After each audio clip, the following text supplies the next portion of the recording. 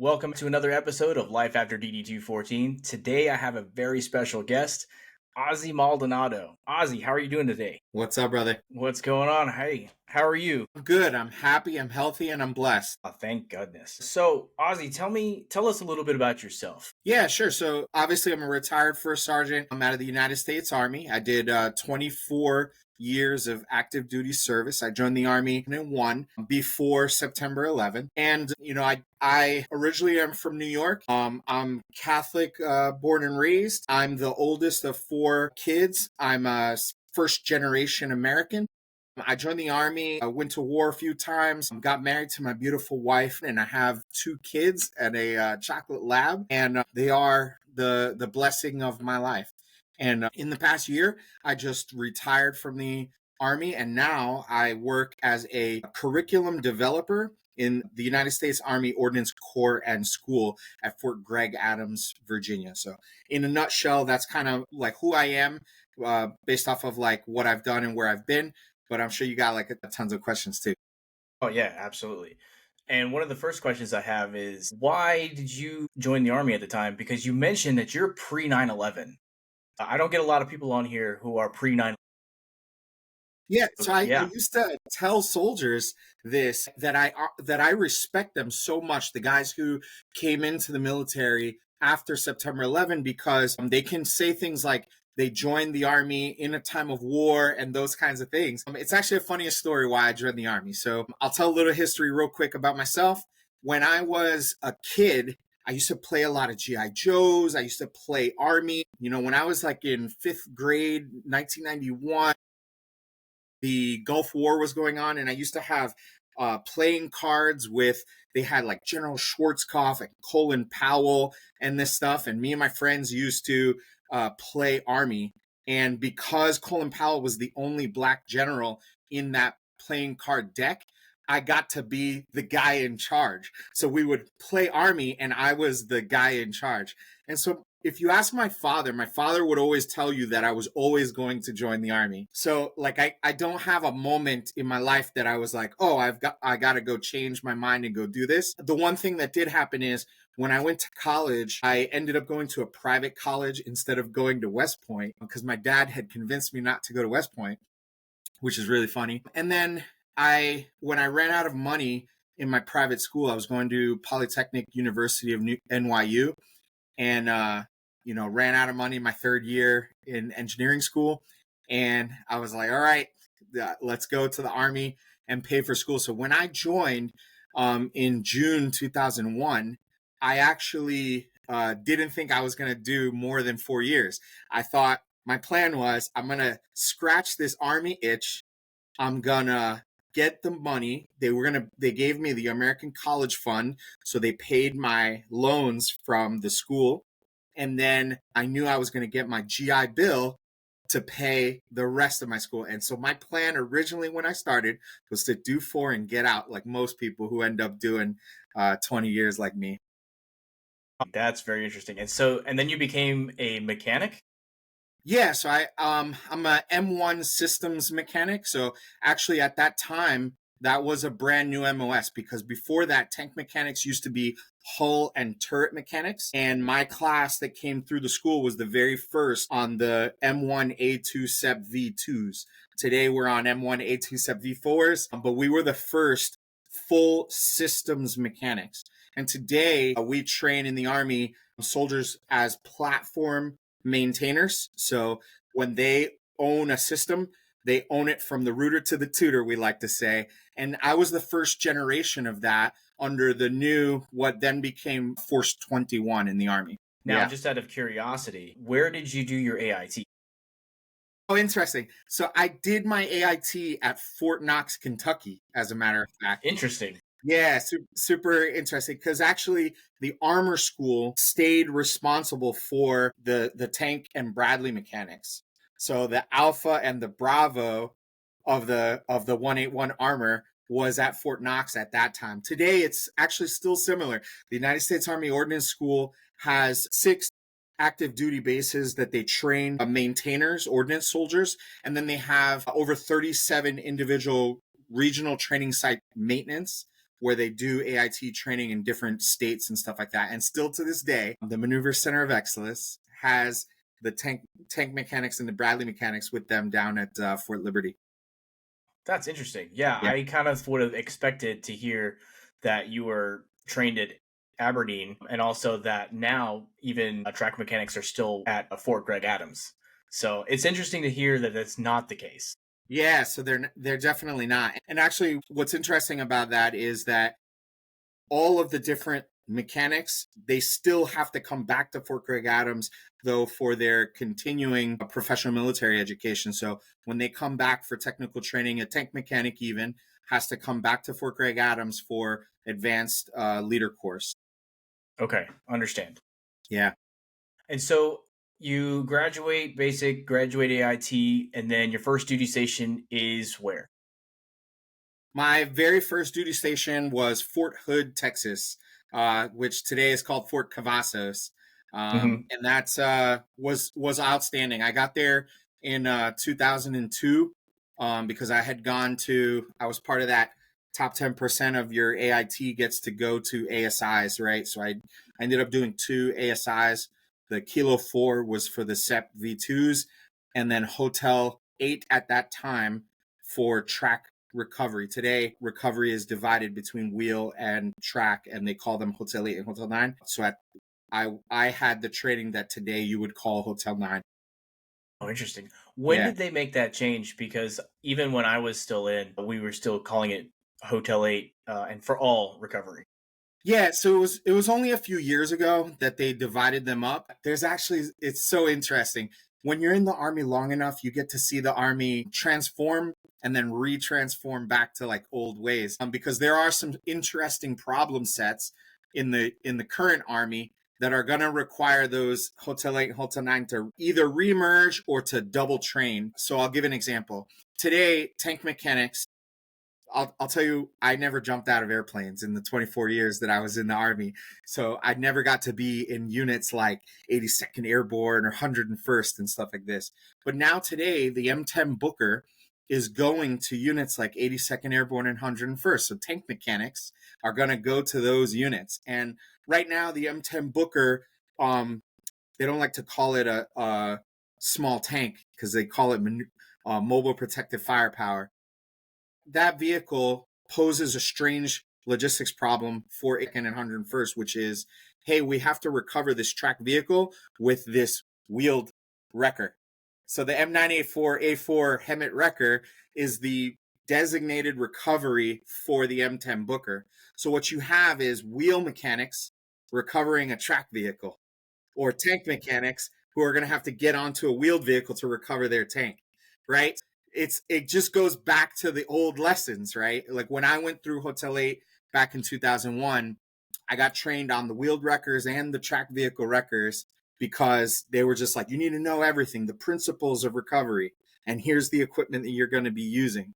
So we learned it all. So today they're actually working to retool the school to teach them all those things because the mission set requires it. And that's just indicative of, 24 years is a long time to be in the Army. I have watched a lot of transformation in that time period. And now I'm watching, as I'm involved in the Sustainment Center of Excellence today, I watch with the new R-Struck and the new, the Army's in what's called transformation in contact. I'm watching the Army transform again. That's really cool. Yeah. And so you spent some time down at Fort Hood, Fort Cavazos, and then that's where you and I got together. We met down in our wonderful 1-7 That's unit right. down there. And at that time, you were not working as a mechanic. Yeah, that's right. I think when you and I met, I was the headquarters platoon sergeant for an FSC, a forward support company, and you were the XO. I actually have your name on 1 or 2 of my NCOERs at one point. Probably, yes. Yeah. Yeah. And so we had a pretty good time down there. I will tell you that I learned a lot from you. Oh, thank you. And, it really helped boost me into knowing how to handle myself whenever I left the FSC. And then, so tell me, you left the FSC, you went out to do bigger and better things. Because when I met you, you were an E5. And then by the time we had I was left in each other. that You were unit. E6. I was in that unit for somewhere in the order of 12 years. And the reason for that was at that time period, I know you remember this, that we were going to war 1 year on, 1 year off, and people couldn't leave. Right. There was no way to get out of those units unless you left to go like drill sergeant, recruiter, or something. You had to get orders that would bypass what they called at that time stop loss, stop move. So we'd be on like a deployment and they'd be planning, an NTC rotation. We'd be in the NTC rotation. They'd be planning the deployment. And that cycle continued for a while. And so for me, what happened was, I think it was around 2009, I re-enlisted Bear program to change my MOS from tank mechanic to wheel mechanic. And the reason I did that was because coming up as a private, my NCOs, when they would counsel you, they'd say, what's your short-term goals and what's your long-term goals? And I always used to write on my counseling statements, I want to be a SAR major one day. And my NCOs would be like, well, you're a tank mechanic. Like tank mechanics, we all retire at E7. So the highest you will ever achieve is E7 as a tank mechanic. And I was like, oh, they're like, look, if you really believe this, you want to be a SAR major, you got to change your MOS. And I was like, but I love being a mechanic, Sarge. They're like, well, go be a wheel mechanic because those guys get picked up. And so that's what I did. In 2009, I re-enlisted. I ended up going to Aberdeen for AIT again, which was really funny because I showed up to the school as a staff sergeant. And the department SAR major of the Wheeled Maintenance Training Division looked at me and was like, are you serious, man? I was like, yeah.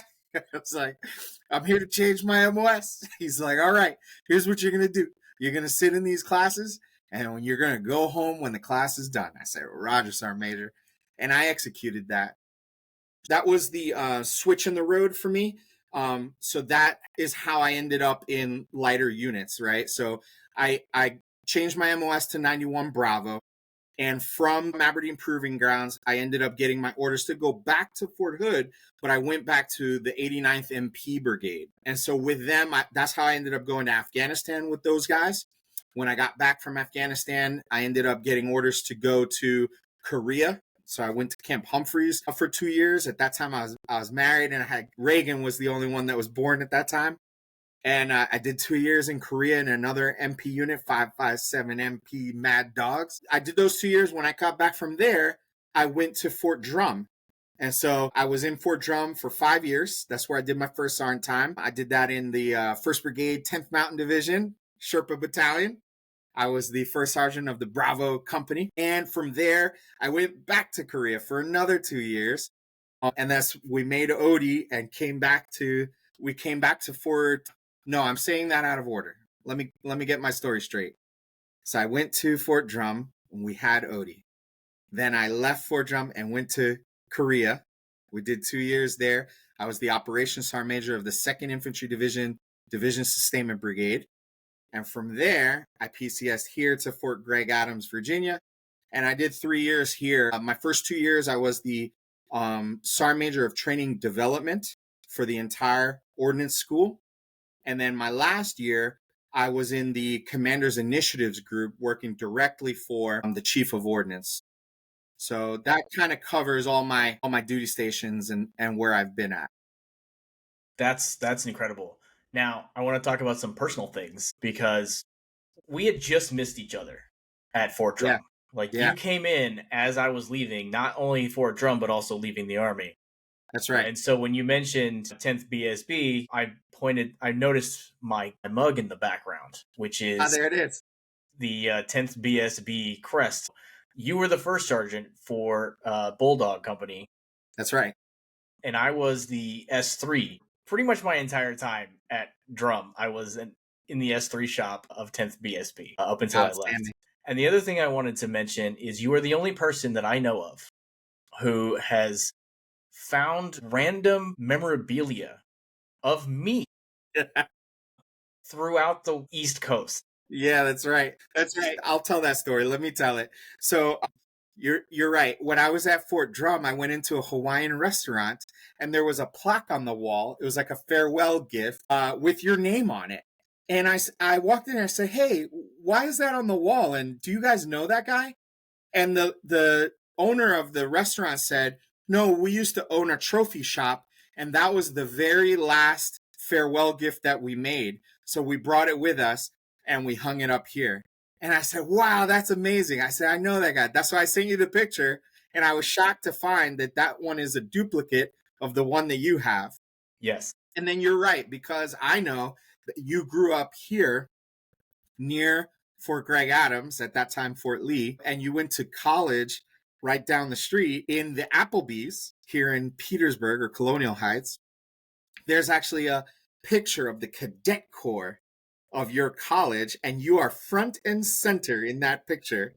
And Yes. I sent you that picture as well. So, Yes. yes, I've been following you around my whole life, and hopefully I'm going to stick with you for the rest of our lives. We'll get old together, brother. Yeah, absolutely. Well, we're partially there anyway.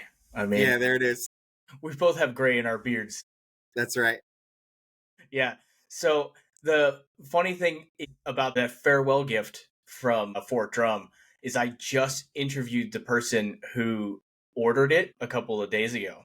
And Outstanding. what happened was he had ordered it and then accidentally put the ordnance crest on the instead of putting the logistics core crest. So because of that, he had to get it redone. And so they kept the typo. And then I find out from you that that typo is now up in their Hawaiian restaurant. Yeah, they is so meaningful to them. The way he said it, because it represented several years of their life and their family. And again, the restaurant looked exactly the same. It was a family business, everybody working together. So they were very emotional about that prize on the wall. I think I need to make a trip up there and just let them know, like, that's me. That would be awesome. Yeah, I think they'd appreciate it for sure. And I should probably bring the other guy too, who ordered it. Outstanding. Yeah. So you retired. Yes. Congratulations, by the way. Thank you. Thank you. You retired and then you stayed. You work in the same office, essentially. You just wear different. Literally. It's funny. It's funny because, people were asking me about this beard. In fact, the chief of ordnance, he saw me for the first time in a couple weeks and he was like, what is that on your face? I was like, oh, well, sir, I got to grow this beard because I work around so many people who know me. They all know me, that they keep calling me by my rank. And I'm trying to let them know that I'm someone else now, right? I'm not Master Sergeant Maldonado. I'm Ozie or Mr. Maldonado. And I think we're going to talk about that, I'm sure. But I think that's key and critical for people when they go to get out is the sense of identity and where do you draw your identity from. And what I've found interestingly is that while I personally and myself am good with this transition of my identity, I noticed that a lot of people around me are not, right? And so I have to train them, and I train them through my clothes, the civilian clothes that I dress in every day.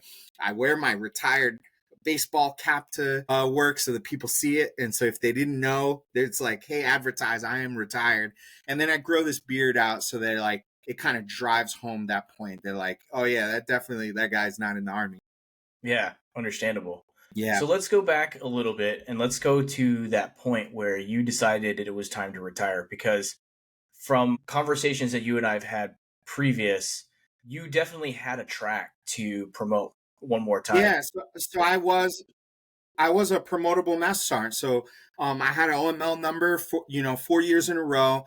My number just kept getting lower and lower and lower. I think the first year I was like number 80 of 600 guys, and then I got down to number 10 of 600 people. So it was like coming, and it was getting there. And I think what happened is a couple things all came to me all at once, right?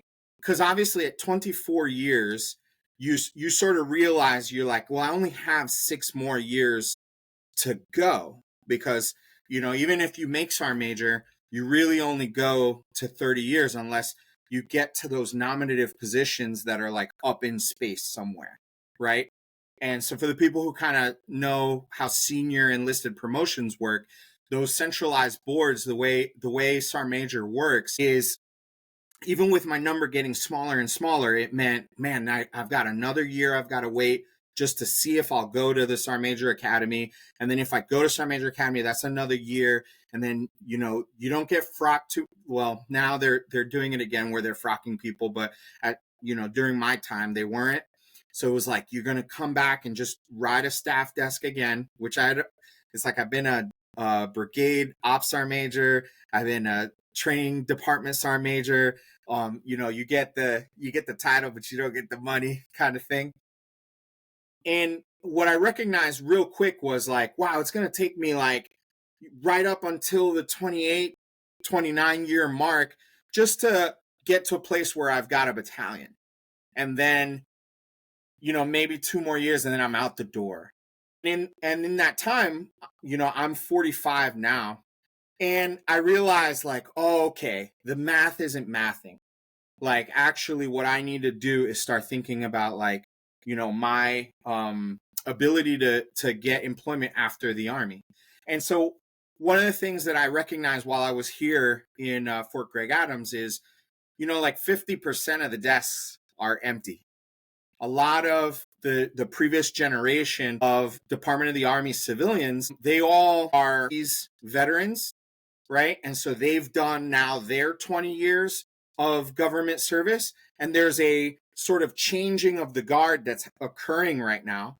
And I can see the wave where our generation is coming into the government service and their generation is retiring out. And so I kind of just looked around and was like, I like what I'm doing here. It's truly meaningful. The United States Army Ordnance Corps and School is responsible for 98,000 people across the Army. And, you know, when we talk about modernization for the Army, literally modernization starts here. At the Sustainment Center of Excellence, every newfangled thing that the Army buys, someone in CASCOM has to figure out like, hey, how are we going to fix that? And the Ordnance Corps and School has to then either make a new MOS to, you know, fix the robot that's going to come or the UAV or the missile that does the thing. Whatever the cool guy thing that they buy, here at the United States Army Ordnance Corps and School, we're at the forefront of deciding and setting up the Army for success moving forward in the future. And once I got like really involved in all these, you know, strategic level stuff, I fell in love with it. I was like, this is fun. It's interesting. And yeah, you could do 20 years and start a whole nother career and be good to go. And at 45 years old, a 20-year career puts me retiring right on time at 65, right? And so all of that was like coming to me all at once. And I think I even remember the day that I realized I wanted, you know, to retire. And what happened essentially was it was Thanksgiving 2 years ago. Being here in Virginia, I was able to drive home for Thanksgiving in New York with my family. And I noticed how easy it was to drive home, how nice it was to be near my parents and my brothers and sisters. And I recognized like, this is nice. I could do something that I really like and I can be close to my family and I can make a living doing it. And I can stay in the fight and I can have a purpose and a mission for the rest of my life. I was like, okay, now I have to plan this. And so that kind of, I came back from that Thanksgiving and sat down and said like, well, okay, well, how do I retire? Like, how does that happen? You know, a lot of things, when you're really in the mission and you're focused, you sort of just stay on like, how do I get promoted? What do I got to do to get the next NCOER? You know, who's my boss and what's the mission? What do they need? And you're all engaged. And I came back from that Thanksgiving and was like, how do you get out of the Army? Like, what's the process? Right. And so I started doing that research, right? And what I recognized was I had a lot of mentors just all around me. That's something, you know, I tell a lot of veterans, it's really important to, you know, experiential learning is good, but if you can learn something without having to experience it, learn from someone else's mistakes or learn from someone else's experience, read somebody's book and get that advice that'll make it work for you. That is the way to learn, in my opinion, right? You know, they say that messing around and finding out, they correlate with each other. Right. I don't believe in that. Let somebody else mess around, let them find out, and then learn from those people, right? And so that's what I did. I kind of talked to all these retirees around here and I was like, hey, how do you do this? And what do you do? And they were all like, hey, you need to go through your medical record. You need to inventory your conditions and you need to plan your VA disability claim before you ever submit your retirement paperwork. I was like, Okay. okay, I guess I'll do that. And I did that, right? I sat down and I did it and I went back to my mentor. And I said, hey, okay, now that I did that, what do I do? And he said, well, these gaps in your medical record, you need to close them. You see here, you got injured, 10 years ago, and you got this profile or you got this medication or you had this procedure, but you haven't been seen for that thing this long. And he asked me just a straightforward question. He says, does that thing still hurt? I said, yeah, it hurts every day of my life. He said, well, you didn't create medical records between that surgery and today when you go to retire, you haven't been seen again. He says, you got how long till you retire? At that point, I said, I think I'm about 2 years out. He said, good. He said, now all these gaps in your medical record, go close them. Go tell them how you feel. Like not lying or whatever. Go tell the truth. Does this thing hurt? Go tell them it hurts. In some cases, all they do for you is they give you some ibuprofen. Like, okay, excellent. But that records a visit, right? And that records that you need something. And essentially what you're doing is making sure that on the medical side, they still know that, hey, this thing is still broken. You remember this thing that I got? It still hurts. It's still a problem. And so I started doing that. I spent the next 2 years essentially making my medical appointments. But at the same time, I had this sort of two missions that were juxtaposed of each other, which was I need to make all these medical appointments to get recorded the things I need to record. And I need to make an impact in this organization so that all of these Department of the Army civilians who are going to be on hiring panels when I come back to try and get a job remember my name. Right? So being gone at medical appointments at, Norfolk Naval Station is not conducive to, hey, can you do this white paper on this strategic level subject for the Chief of Staff of the Army? But you know me, and most of the people who know me know that I can make both of those things happen because I'm committed. I'm committed to the mission, right? And so I was committed to making sure that my family was taken care of, and I was committed to making sure that the Army was taken care of. And as long as I worked on both of those things simultaneously, I was able to come out on top. So essentially what really happened was I got to a certain point where I ended up triggering a med board. One of my medical conditions, among my 52 different medical conditions, one of my medical conditions had met the PEB standard. And my doctor said, hey, now that we have this documentation, you really are not fit for service anymore. And I concurred, and I ended up going through the MEB process. And so what's interesting about the MEB process is it's totally different than retiring like normal. So normally when a person 20 years retired, they put their paperwork in administratively. That is between you and HRC. And then your VA claim is between you and the VA. And sort of never the twain shall meet. And some soldiers, they do benefits before discharge, and some soldiers, they do their VA claim after they get done. And usually that's within 90 days before getting out or 90 days after you get out. Somewhere in that window, most soldiers who are retiring like normal, that's when they do their stuff. When you do a med board, you're on a timeline that's different. The IDAS process has its own timeline. It says, you got to do this thing in 7 days and that thing in 4 days and this thing in 5 days. And so what they do is they do your VA claim simultaneously, and they appoint a person they call a military service coordinator, an MSC. That person is a VA employee whose job it is to help you put together your VA record. And your PEBLO is responsible for making sure you hit all your timeline. And your PEBLO and your MSC, they're responsible for making sure that VA claim is ready to go so that when the PEB comes back, If they say you are not fit for service and you must leave the military, you have 90 days to get out of the military from the time you receive that rating, right? And so they do them both simultaneously so that the VA rating comes back at the same time as the PEB, especially in cases like mine where my hard medical record, like the paper version, was like 3 of these like really fat folders. And then now they're on a system of record that's electronic and it has a digital footprint of all my medical conditions. And so the combination of all that stuff between my Peblo and the MSC, they kind of saw from their experience, they're like, yeah, they're going to separate you and you're going to end up having to do a VA claim. So they do all of that simultaneously. And the day it comes back, you know, for soldiers like me, 24 years in the military, I had like 90 days worth of leave to go. And so the day I got my orders, it had already, you know, most people do permissive TDY and all this stuff before they get out.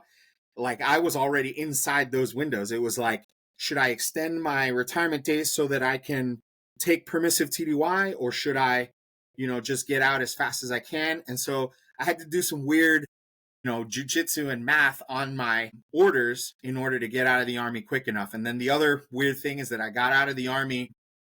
My actual terminal leave start date was 4 January. So imagine that I was clearing Fort Gregg Adams during Christmas. Yeah. When most people are on block leave and some offices, you know, are just closed. Yeah.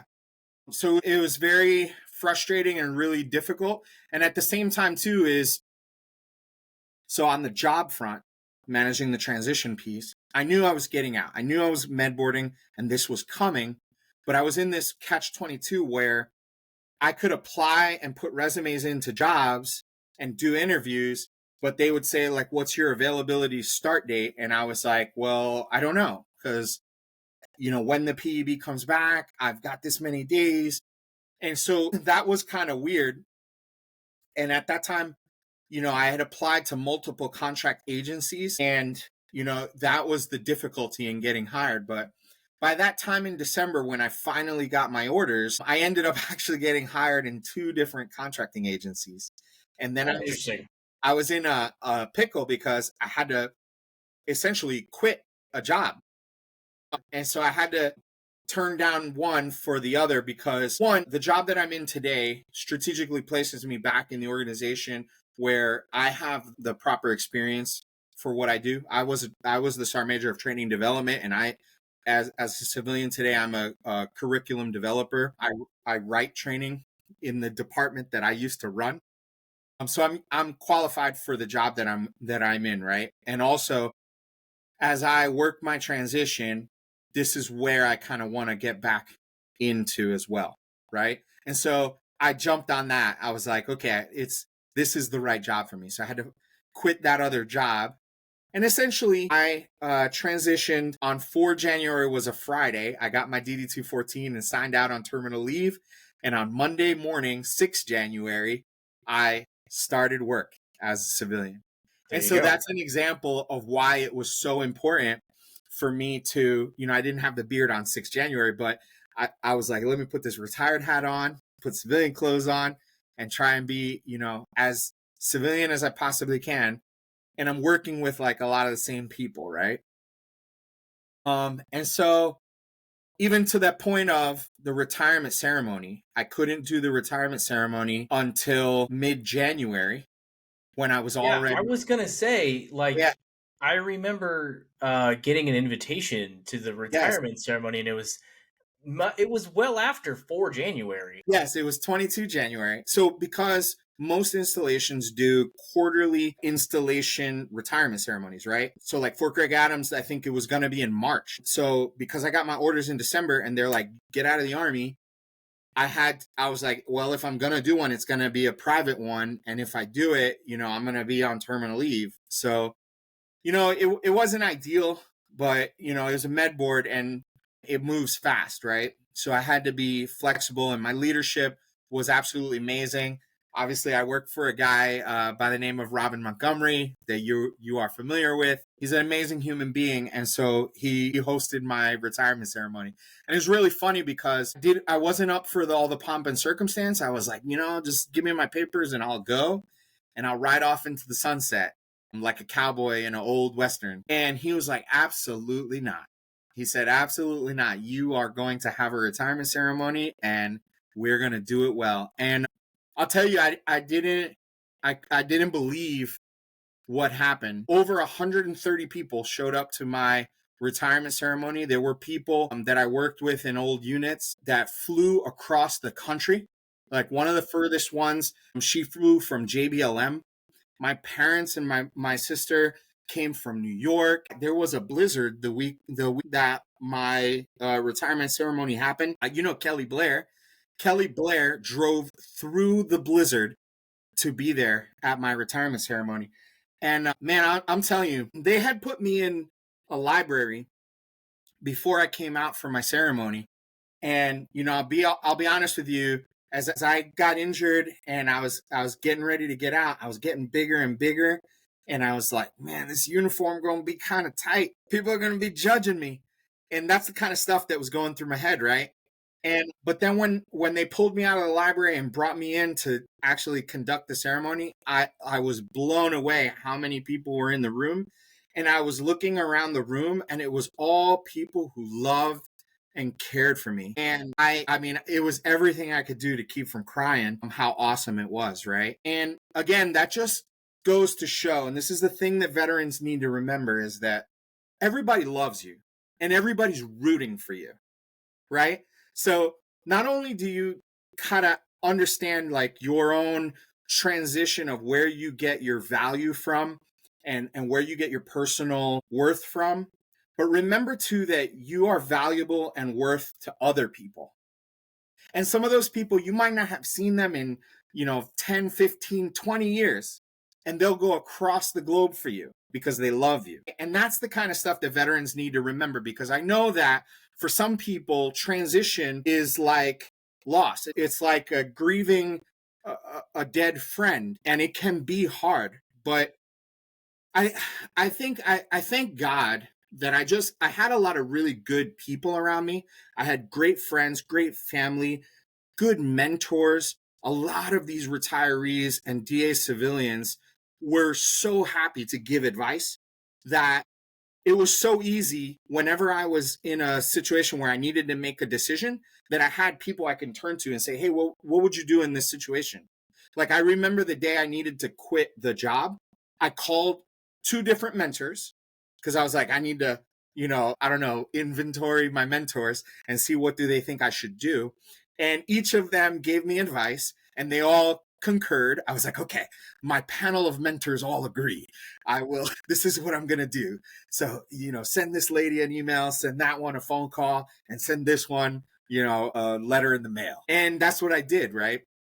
Mm-hmm. And so that's kind of what veterans need to really pay attention to. If there's any lesson from my transition, it's, work your mentors and keep those people around and work the system and the processes that are there, right? And you'll be good to go.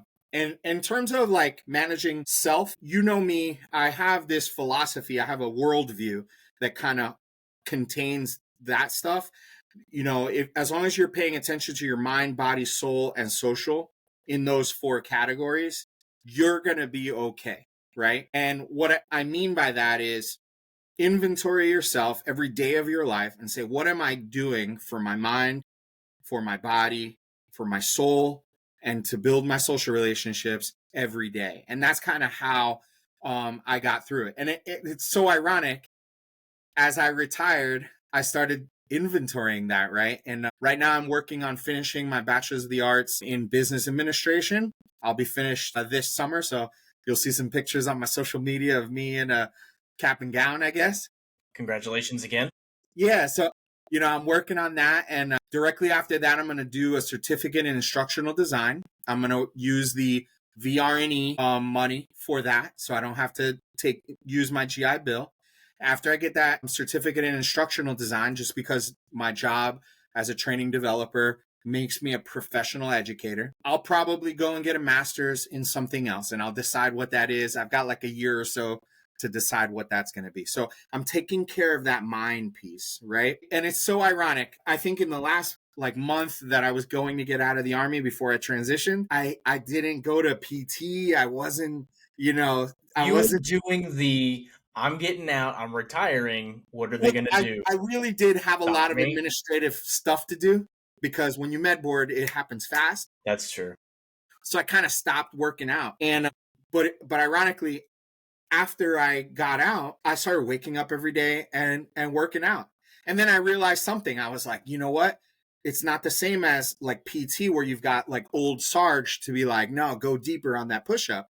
I realized I need an accountability partner, right? So I was like, let me reach out to somebody I know Yeah. who CrossFits like me and that at least will understand where I'm coming from with my messed up back and my messed up hip and stuff like this. Like, you're not going to get a 755-pound back squat out of me anymore. But like, at least you and I, we can share programs, we can share workouts, right? And we keep each other accountable. And I have someone, so you can say to me, hey man, why didn't you wake up and work out? And I can be like, oh, I messed up. And having an accountability partner really has helped me out, right? Manage the head, right? The headspace. So getting smarter every day, like literally just doing anything, working out every day. I don't care if it's Roomba or ballet, whatever it is, doing I'm something. hoping you're not saying Roomba and you meant Zumba, because I did Roomba mean, is it's a robot vacuum. yeah, Man, yeah. I don't know how many calories you burn pressing the button. to be fair, like if you become a vacuum, that's a lot of calories that you're consuming. Right, right.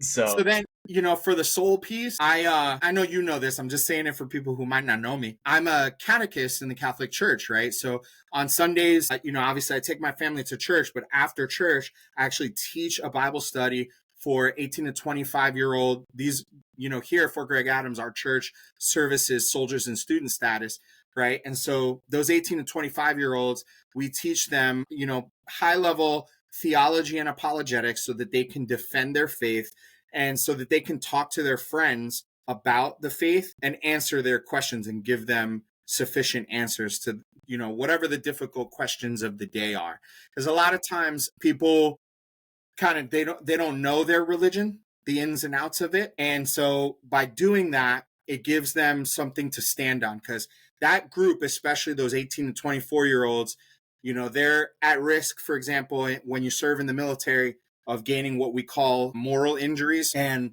falling away from the faith. And the Army and its health and holistic fitness, I didn't make up mind, body, soul, social. The Army knows that if you don't take care of those four regions, you end up falling off, right? And this is how we get those 22 soldiers a day. And so it's key and critical for these young 18-year-olds to learn their religion so that they can stay in the faith and have it as a source of strength as they go out into the world. So ironically, then what that means for me is that I can turn around and give back all the things I've learned in my 24-year career mixed in as I teach the faith, right? And I can make it relevant to them when we're talking about the faith. What does that mean for you guys are young, they're literally graduating AIT and they're going to go out into the world and become soldiers and do great things. So that's kind of where I get my strength from, is my church community. And then obviously the social relationships. I tell people to curate a small group of friends. You don't need 100 friends. Nobody actually has 100 friends. It's really not true. The truth is you have to curate that small group of 3 to 5 people. And those 3 to 5 people need to be healthy, positive people that make you a better person, right? Like someone like you, who you call me on my BS, you keep me accountable, working out every day, right? And you and I talk every single day. That's the kind of friends that people need to maintain. And the truth is, in the Army, we have done a really great job of being able to bond with people and keep those people around, right? And so we've got to leverage that as well in our transition. So I think if people do that, actually work the programs that are out there for veterans, use the VA to your advantage, The VA has so many awesome programs and things. Ask mentors who have gone through the process, like, hey, how do I do this? Oh, you need to file this thing in triplicate and submit one of those and call this VSO and get this thing. Like, excellent. These mentors will walk you through the process and keep people around. And as long as you're taking care of that mind, body, soul, social, your transition will go well, right? And now I'm not some kind of expert either, right? Like you point out, I'm technically still on terminal leave right now, right? So March the 30th is my actual move to retirement date, right? And so, currently I'm double dipping in my job and still receiving a government paycheck. And then the month after that, I'll get my retirement paycheck and my VA disability paycheck. And from there, the mission is not over, right? Because my goal, I know my short-term, my midterm, and my long-term goals. My goal is to get back into the government service as a GS employee somewhere in the sustainment center of excellence, right? That's the mid-range goal. I'm continuing my education. I'm working towards those things.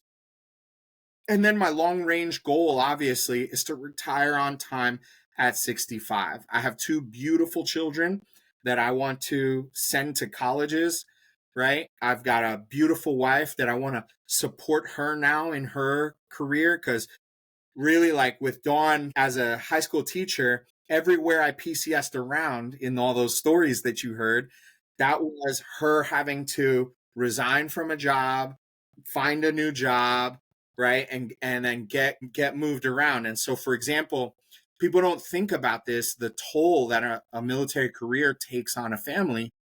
Just something simple like Dawn has been teaching as a high school teacher for 15 years, but in something in the order of, don't get me lying to you, it's more than 8 school districts in those 15 years that we've PCSing around, right? And so think about her retirement is not like mine where I was in the military earning my pension, right? She had 401ks in this state and a 401k in that state and a 401k with DODIA, and it's kind of all broken up, right? And so finally now, as we settle roots, my wife can focus in on her career. And so I'm taking over certain things, right? Like I drive the kids to school in the morning, first of all, because I love it. I love chilling with my kids in the car and stuff. I go to kids sports and kids games and stuff like this. Watch Odie play baseball. Watch Reagan just got her black belt, by the way. Congratulations. She's got a tea ceremony next week that I'm going to go watch her pour tea in this like dressed up uniform as she receives her black belt. That's amazing. But yeah, and just being able to do these things that I couldn't do when I was in the military, not only for my kids, but for my wife, to be there for her, right? And again, it just goes back to having value in yourself and purpose. I know what my purpose is. I have a mission, and it might not go the way I want it to, but I have support in all these different directions so that when the things don't go, I can adapt and overcome and keep moving forward. And so, I'm in a positive place, and hopefully, veterans can think about it that way as well. And I know that, not everybody's transition is going to be as smooth, I guess, as mine was. But I think, again, when you're trying to be the guy who messes around, you're the one that has to find out. And I think what we can do is learn from people who have messed around so that we can find out, right? We don't have to be experiential learners. We can learn from other people's experiences. So the thing that I noticed that you had mentioned over and over again was you were talking about mentorship. Yes. You're talking about you had multiple mentors. Then I also heard you say, that you have a support system. And I think that what I want people to understand, especially my audience, is this is already just the 5th episode. And practically every single episode we've discussed that the one common denominator amongst everybody who has been successful in their transition is that they had a support system. You had multiple mentors, which is a little bit different, but everybody had a support system. Someone when things go bad, when things go wrong, or when things don't go the way you thought they were going to go, there's still some people behind you to say it's going to be fine. We just got to pick back up and keep moving. Yeah, 100%. And I think I'll tell you, there are things that the Army people can complain about all the time, but there are things that they do really well for us. And one of those is SFL TAP. And obviously, when I planned my transition, I took SFL TAP 2 years out, and then I took it again 1 year out. Right. Interesting. And one of the things they force you to do in SFL TAP is to start your LinkedIn account, which I hadn't had one. I didn't know what it was. I was like, what is LinkedIn? But what LinkedIn does for you is, if you don't know what your network is, you will learn what your network is. When you build your LinkedIn account, you'll start realizing, like, oh, I do have mentors. Sometimes I know that's what it is that some veterans are like, well, who should I talk to, or who should I reach out to? Or it might be awkward. They might think, well, if I reach out to retired Major General so-and-so, he's going to be like, who the heck was that guy? But what you'll find is that those guys are so happy to mentor their guys. And what I learned with a lot of those senior leaders too is, man, they loved us when they took us to war, right? Like, truthfully, they cared for us. They were trying to make sure that we ate food and we slept and we survived, right? And you might not have talked to that person in 10, 15 years or whatever. Send them a message on LinkedIn and watch them send you a message. Oh my God, where have you been? How are you doing? What's going on? Oh, sir, I'm on my way to retire. I'm about a year out, I think, blah blah blah. Oh, hey, if you need a reference, hit me up. Or, hey, what kind of industry are you getting into? Let me link you up with this other person. And what happens is, I was forced to do that by SFL TAP because it was like a check the block. They're like, you have to do this in order to graduate SFL TAP. But I did it 2 years out, and then I started realizing I was like linking in with people that I was like, oh, look at that guy and this guy and over here. And also what it does for you is you see other veterans who are successful. It makes you understand that it's possible, right? And guys that you're like, oh, that guy, he was a wild card when he was in the Army. But like, look at him. He's like the CEO of a business now, right? You're like, you'd be surprised. And so I highly recommend people work their network and work those mentors, and don't be shy. Reach out to them. The absolute worst possible thing is that they ignore you or they say no, right? Or they're just too busy. And in which case, that's good, because all you're really doing is identifying, right? You're identifying who's who in the zoo and who you can use, because you need those references. You got to work your network. I think that's key and critical to getting jobs. Yeah, absolutely. Working a network, creating a network, Yes. and all of those things are very important. And I will tell you that as a person who got out of the military 10 years ago now, that having my network is what made me transition to this. And when you mention like all of these folks, all these senior leaders who are like, hey, I absolutely would love to help you, a lot of that stems from our need to want to give back to the community. Yes. So, hence, Life After DD214, this show, is used specifically to highlight a couple of things, and one of those things is what makes a military transition successful. And you've brought up quite a few things: the support system, and also building your network. And you utilize LinkedIn, and again, yeah, SFL TAP absolutely was a check the block moment to create your LinkedIn. However, what I enjoyed about your answer is I had a previous guest talk about their very first LinkedIn account creation experience, and they came at it with a different mindset, I will say. And I think that he didn't get what he could have got out of it because of the mindset that he had. And I love the fact that you went in with a different mindset of, oh, this is going to expand my horizon, or this is going to build my Right. network. And the other thing about it is you are a very social person. In case anybody did not know, like, you don't go to a retirement ceremony, a private retirement ceremony, and over 130 people are in the audience for one person, right? Yeah. Like, that's a that speaks volumes to not only like your professionalism, but also to the fact that you are a very sociable and personable type of person. And I love that about you. Thank you, brother.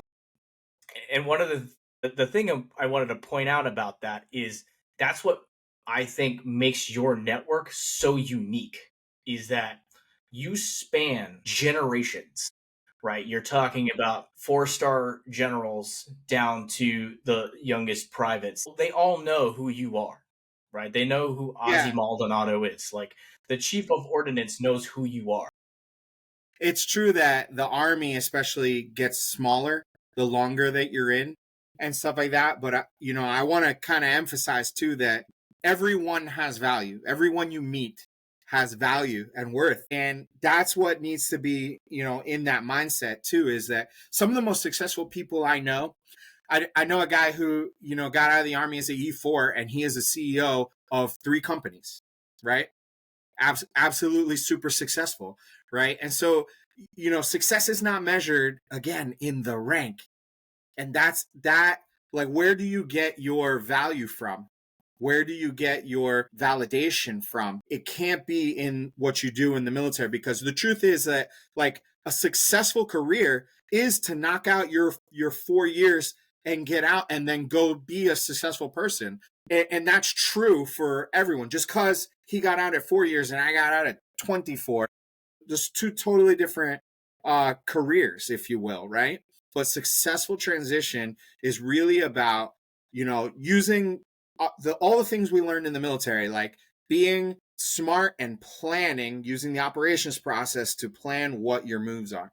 And your podcast, Rob, I love you for doing this, man, because I think what really needs to happen is veterans got to think about this transition before they transition. Getting to the left of the boom helps you to sort of plan things out so that it's not so scary, because there really is life after the DD214, like you're saying.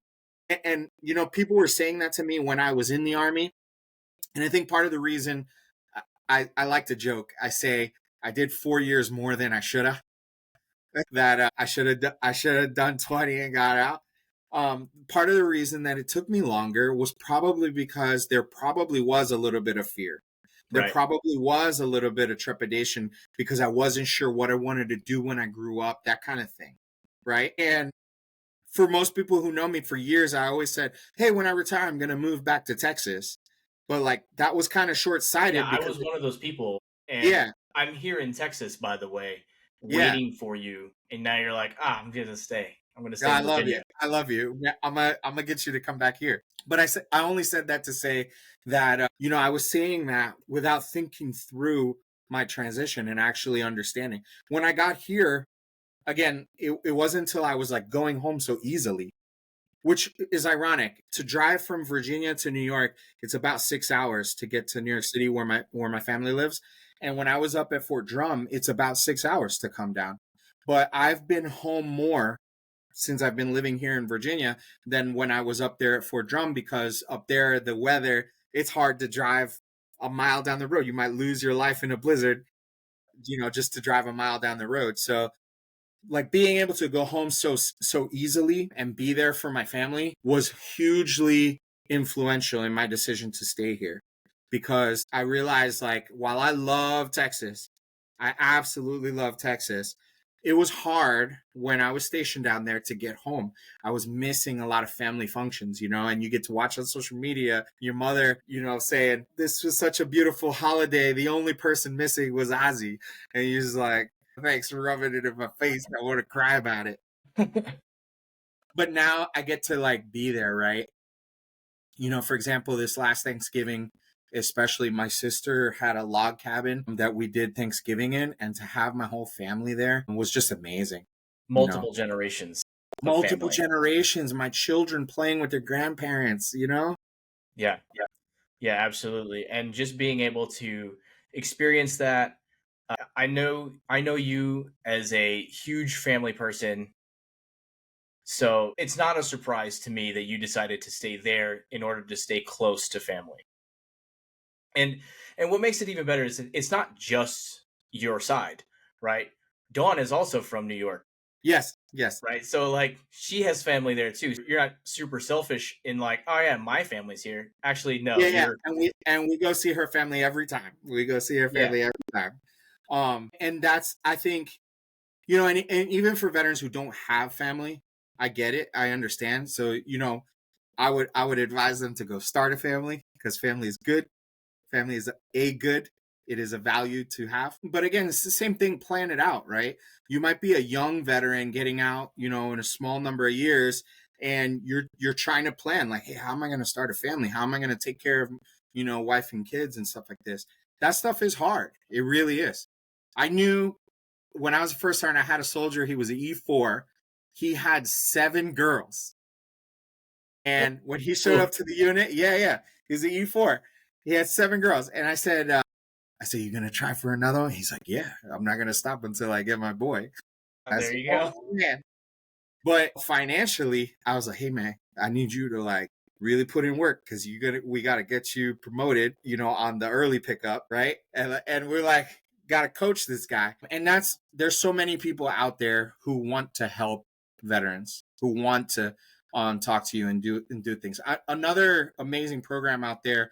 I'm sure somebody's talked about hiring heroes. Like they connect people with things. It's so crazy because it wasn't until I was getting ready to get out that I really understood how many opportunities there were, right? And for example, I had an opportunity for another job that was going to pay. So, you know, I'll put numbers out there. I'm making 74K in this job that I'm in, but there was another company that wanted me to come over there and work for them for 150. And the reason is because I was on a special project while I was in the army. Like, I'm not going to mention it, but basically, you know, they are trying to like be the leaders of that in the government service, right? And they were recruiting me heavy. They were like, "Hey, we've got it in with hiring our heroes. If you go in there and apply, we'll pick you up and you'll be things and we'll transition you from here to over there." And I was like, "Slow down, guys, slow down because my goals don't align. My, you know, money is not what motivates me. I want to get back into government service because I want to stay passionate with this mission because I believe in what we're doing, right? I believe in taking care of these kids who are going to go to war on the next war." And ironically, it's the same thing my NCOs used to say to me when I was a private. My NCOs were Vietnam veterans and Gulf War veterans, and they used to come and they'd train us. Back then, the Army didn't have a lot of money, so you would do training. For example, take that 50 cal apart, take it all the way down. Now put it back together. Now take it all the way down. Now put it back together. You do hip pocket training with little to no money, but you'd become an expert in whatever it was that they trained you, right? And they used to say things like, come over here and get this training because I don't know what your war is going to be.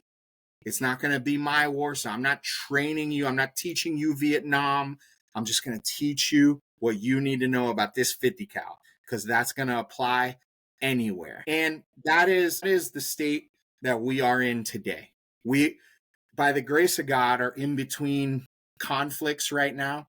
And the young men and women who are raising their hand to join the Army today, you know, are heroes in my book. And so to be able to support them and spend my life in service of them is honorable. It's gonna bring me joy for the rest of my life, right? And so that's what I want to do. And so it was easy for me to turn down money so that I can do something that I'm passionate about. Absolutely.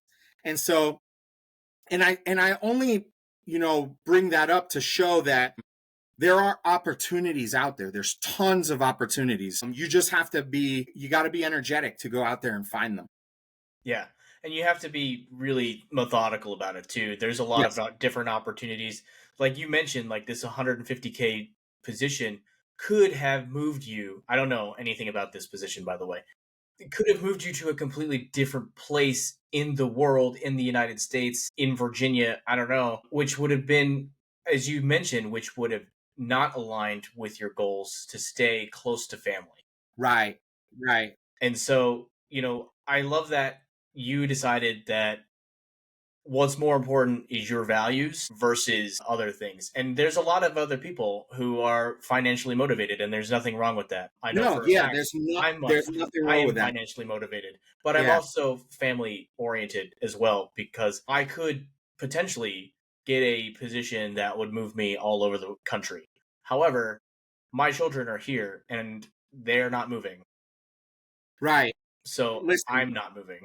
so even if someone is financially motivated, right? That's not a bad thing, right? The more you make, the more you can give is what Michael Jordan is known for saying, that because people used to criticize him. He makes like millions of dollars on the sneakers, and the truth is he says, "You know how much I give to charity? You know how much I give?" Right? So the truth is, like, if that's what motivates you, good for you. But what I would suggest is really just make sure that always you stay true to your compass, like whatever that is, and follow that path and stay on that path, because sometimes chasing after things that are shiny can get you in trouble too, right? I watched a lot of people get out of the army in 24 years, and I've seen people who had some really successful transitions, and I've seen some people who are not in a good way, right? And that's why as veterans, we have to reach out to each other. We got to stay connected to each other, check on people. If there's anything you can do for a battle buddy of yours somewhere, if you got a letter you can write him, or you want to be a contact on his resume or something like that, or even get them started in an industry. A lot of times people just don't know how to break into one industry or another. And again, our networks are so big. We kind of forget that we were in a company is about 150 to 200 people, right? And how many companies were you in the time that you were in the army? 24 years. I've been in a lot of companies, a lot of battalions, a lot of brigades, a lot of divisions, right? And so it's important to work those networks. Absolutely. And so I know that there's a lot of tidbits that we just covered, and the audience can really pick and choose based off of everything that we've talked about, of something to pull away while they transition, and what to hold on to. But what is one thing that you took away from your transition, your retirement, and then literally taking the uniform off on Friday, putting the civilian clothes on Monday, showing up to work. What was one thing that you took away from that whole transition that you want other people who are about to transition to know? Yeah, so I don't suggest people do what I do. What I did was right for me in my life because of what my goals were, right? And my wife and kids are in school, and so I'm gonna take a vacation, but in the summer when my wife is a high school teacher and the kids are out of school, and we will probably do a vacation, right? I've got like a little victory vacation plan and do like the corny, like touristy, all-inclusive resort thing. That's kind of the plan. And That's that's why nice. I did what I did, right? Mm-hmm. But I would suggest for people to take some time off and reflect. It is a psychological transition. There's a spiritual transition. Honestly, there's a physical transition. Something strange that happened to me. I kind of remember this feeling when I changed out as a first sergeant, like the day after I gave up my guidon. I remember I had like a little bit of PTSD about my cell phone, because you know how it is in the military. Like you're always like, the cell phone's got to be next to me. If I go in the shower, it's got to be near the thing, because I might have to jump out of the shower and answer the phone and be like, what's going on?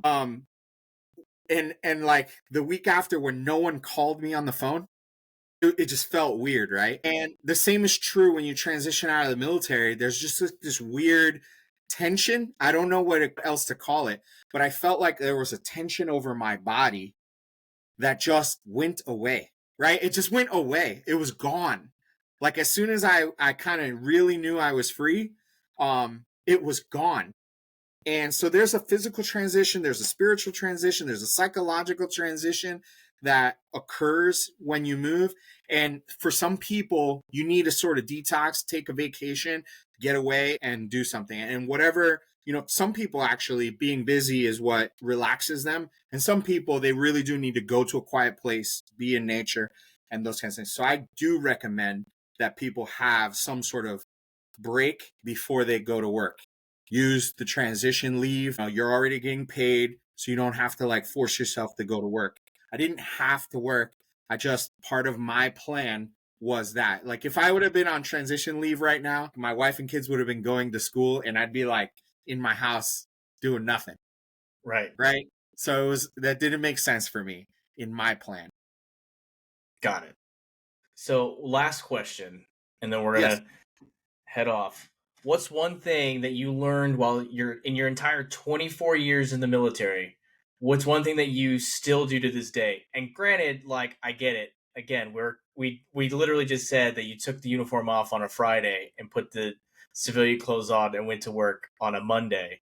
But and that was a month ago, less than. Yeah. Yeah. So, but what is one thing that you feel like you're never going to get rid of? So it's funny. I would say that showing up early is definitely still messing me up. What I realized is that civilians don't do that, and they're super weirded out by you coming 15 minutes early. Like, even people who deal with veterans and military people at the VA, they're like, what time is your appointment? They look at you like what's your problem? So I definitely still do that, and I will probably do that until I die. But I will say this, like, I have had a conscious effort to break myself of things that are not useful, right? And there are things that we have encoded in us because it's part of what's useful in the military to make you effective. And some of those things are not useful in the civilian side. And you got to be able to shed those things and inventory them and say, okay, this is useful and this is not. So lay out your kit bag and figure out what it is. Walking and talking on the cell phone as a civilian is A-okay. I've got, for example, I take lunch. I've got a 30-minute lunch. So sometimes I decide, okay, I'm going to run down, get myself a sandwich and come back. If somebody calls me while I'm trying to do that and come back, like, I need to save minutes. So guess what? I'm a civilian. I got a beard on my face and I got my little retired hat on. I'm going to walk and talk on my cell phone because I've earned that right. Right. And that young Yep. whippersnapper still wearing the uniform, he's not going to walk and talk on his cell phone because he's getting paid to stand there and talk on the phone. If I don't get back in 30 minutes, I'll be fired. There you go. One of the things I remember I was doing was I have my retirement hat, and I would come inside of a building and take it off. And I'd be like, why am I doing that? Why am I doing that? I would put it back on. And Mm-hmm. it took me time. Like, oh yeah, I got to leave this on my head. It took me time. There you go. Yeah, it's the transition out of the military into civilian life has a lot of different faces, Yeah. as you were mentioning before. And, even the little things, growing the beard is Yes. kind of a rite of passage, I would Yeah. say, for men. And then wearing the hat tradition, I feel like, is another rite of passage that we all have. And this is probably the one that I'm wearing right now. Yeah. Is probably my fourth one. There's one obviously in the background. It's covered up some stuff. But yeah, like for 10 years I've been wearing this. I've been wearing the quote unquote veteran hat. There it is.